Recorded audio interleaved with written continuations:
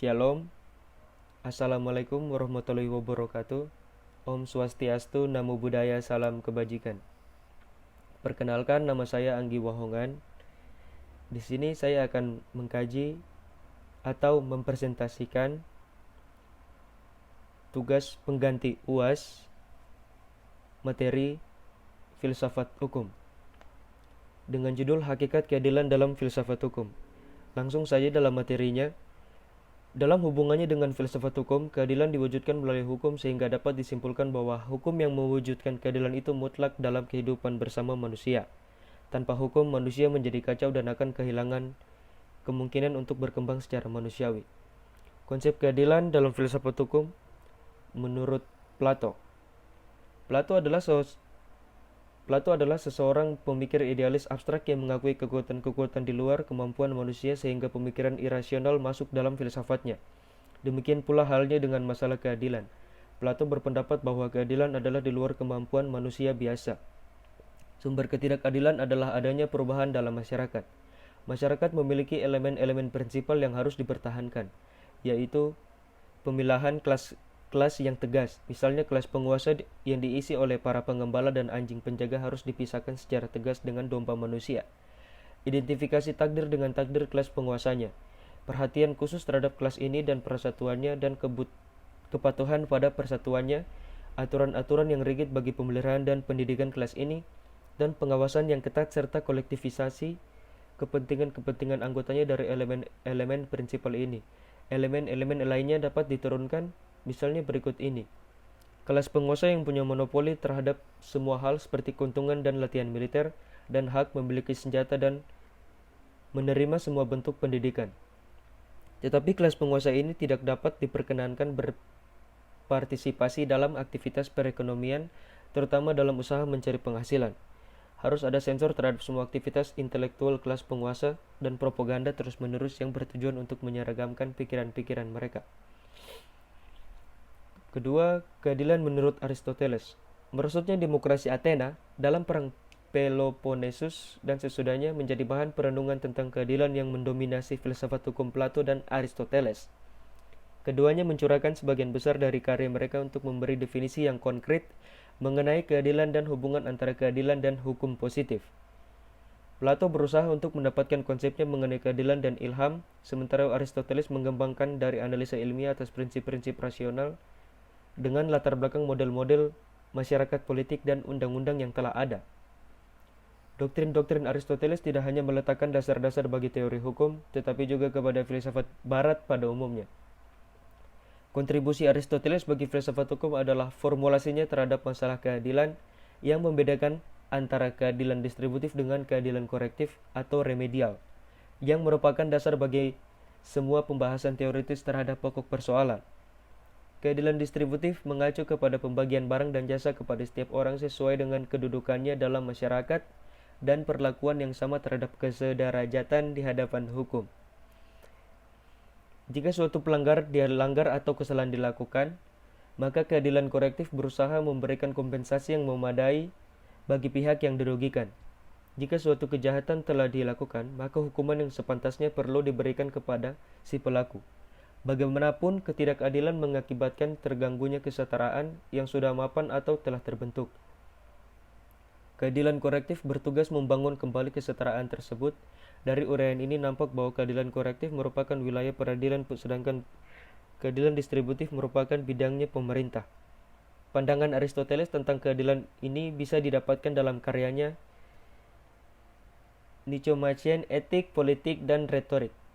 Buku ini sepenuhnya ditujukan bagi keadilan yang berdasarkan filsafat hukum. Aristoteles mesti dianggap sebagai ini dari filsafat hukumnya, karena hukum hanya bisa ditetapkan dalam kaitannya dengan keadilan. Berbicara tentang keadilan, pastinya tidak ada pendefinisian yang dapat dikatakan sama. Konsep keadilan selalu diartikan dengan berbagai definisi dan selalu dilatar belakangi dari sisi orang yang mendefinisikan. Tentang rumusan keadilan ini ada dua pendapat yang dasar yang perlu diperhatikan sebagai berikut. Yang pertama, pandangan kaum awami. Pendapat awam yang pada dasarnya merumuskan bahwa yang dimaksudkan dengan keadilan itu ialah keserasian antara penggunaan hak dan pelaksanaan kewajiban selaras dengan dalil neraca hukum, yakni takaran hak dan kewajiban. pandangan para ahli hukum, yang pada dasarnya merumuskan bahwa keadilan itu adalah keserasian antara kepastian hukum dan kesebandingan hukum.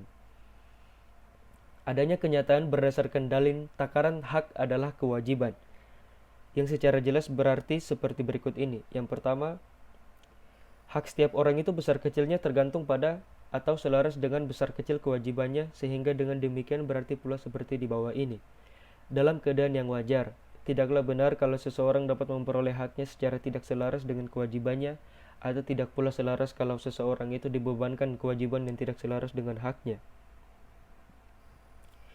Tidak seorang pun dapat memperoleh haknya tanpa ia melaksanakan kewajibannya, baik sebelum maupun sesudahnya, dan dengan demikian pula sebaliknya tidak seorang pun yang dapat dibebankan kewajibannya tanpa ia memperoleh haknya, baik sebelum maupun sesudahnya.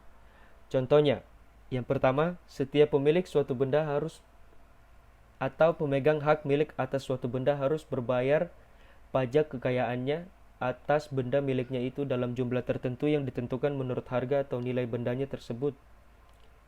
Semakin mahal harga atau nilai benda tersebut, maka semakin mahal pula pajak yang harus dibayar oleh pemiliknya, dan demikian pula sebaliknya. Yang kedua, upah seseorang pegawai tentunya diselaraskan dengan berat ringan pekerjaannya. Yang berikut, keadilan dalam perspektif filsafat hukum. Yang pertama, penganut paradigma hukum alam. Meyakini bahwa alam semesta diciptakan dengan prinsip keadilan, sehingga dikenal antara lain Stoicisme. Norma hukum alam primer yang bersifat umum menyatakan, berikanlah kepada setiap orang apa yang menjadi haknya dan jangan merugikan seseorang. Cicero juga menyatakan bahwa hukum dan keadilan tidak ditentukan oleh pendapat manusia, tetapi oleh alam. Yang berikut, paradigma positivisme hukum. Keadilan dipandang sebagai tujuan hukum. Hanya saja disadari pula sepenuhnya tentang relativitas dari keadilan ini sering mengaburkan unsur lain yang juga penting, yakni unsur kepastian hukum. Adagium yang selalu didengungkan adalah sum jus, sum injuria, summa lex, summa crux. Secara harfiah, ungkapan tersebut berarti bahwa hukum yang keras akan melukai kecuali keadilan dapat menolongnya. Yang berikut, dalam paradigma hukum utilitarianisme, keadilan dilihat secara luas. Ukuran satu-satunya untuk mengukur sesuatu adil atau tidak adalah seberapa besar dampaknya dari kesejahteraan manusia. Adapun apa yang dianggap bermanfaat dan tidak bermanfaat diukur dengan perspektif ekonomi. Perspektif tentang keadilan sebagaimana dirumuskan di atas menurut Sarjito Raharjo, bahwa keadilan mencerminkan bagaimana seseorang melihat tentang hakikat manusia dan bagaimana seseorang memperlakukan manusia.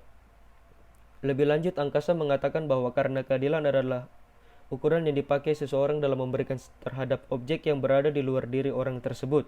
Mengingat objek yang dinilai adalah manusia, maka ukuran-ukuran yang diberikan oleh seseorang terhadap orang lain tidak dapat dilepaskan dengan bagaimana seseorang tersebut memberikan konsep atau makna tentang manusia. Apabila seseorang melihat orang lain sebagai makhluk yang mulia, maka perlakuan seseorang tersebut pun akan mengikuti anggapan yang dipakai sebagai ancangan yang sekaligus akan menentukan ukuran yang dipakai dalam menghadapi orang lain. Terlepas dari berbagai pandangan konsep keadilan tersebut di atas, dalam hal ini, penulis ingin berbagi pendapat tentang bagaimana konsep keadilan yang sesungguhnya terlepas dari latar belakang si penulis. Keadilan pada dasarnya sifatnya adalah abstrak, dan hanya bisa dirasakan dengan akal dan pikiran serta rasionalitas setiap individu atau masyarakat. Keadilan juga tidak memiliki ukuran serta takaran yang pasti tentang bagaimana halnya suatu keadaan yang adil. Secara sederhana, kapanpun keadilan itu dibicarakan dan mengapa. Pada dasarnya, seseorang atau individu atau masyarakat mencari keadilan ketika dirasakan adanya suatu ketidakadilan, atau dengan kata lain, keadilan muncul ketika adanya ketidakadilan yang dirasakan. Namun sebelumnya perlu diketahui bahwa setiap manusia pada dasarnya terlahir dalam kehendak bebas. Oleh karena adanya kehendak bebas dari setiap individu tersebut akhirnya membentuk kehendak bebas dari individu lain, sehingga secara tidak langsung dan tidak disadari bahwa kehendak bebas dari setiap individu itu ternyata dibatasi oleh kehendak bebas dari individu lain dan sebaliknya. Dengan berbagai faktor dan alasan timbul konflik dalam masyarakat, baik oleh masing-masing individu yang berusaha mengambil kebebasan dari individu lain dengan tujuan dan maksud tertentu. Seseorang atau individu tidak akan mencari serta mengetahui keadilan seperti apa ketika memang tidak ada kepentingan serta kebebasannya yang dicurangi atau dilukai. Keadilan merupakan upaya untuk menemukan keseimbangan, persamaan, kebenaran serta memutuskan jika mendapat pelanggaran yang diatur secara konsep, formalitas. Hal tersebut merupakan keadilan yang bersifat prosedural. Dengan keadilan prosedural diharapkan keadilan substansial terwujud. Tanpa adanya keadilan prosedural, maka keadilan substansial tidak terwujud. Dan juga tanpa keadilan substansial, maka keadilan prosedural tidak menyentuh realitas masyarakat. Keadilan merupakan konsep abstrak dalam membentuk cara pandang. Pada akhirnya, pemerintah dalam membuat kebijakan dituntut untuk menemukan konsep keadilan untuk kepentingan bersama, dan pengadilan dalam memutuskan dituntut untuk menemukan keadilan dalam penerapan hukum yang pasti. Demikian jauh hasil presentasi saya. Mohon maaf kalau ada salah kata dan sebagainya. Assalamualaikum warahmatullahi wabarakatuh. Shalom, Om Swastiastu, Namo Buddhaya, salam kebajikan. Terima kasih.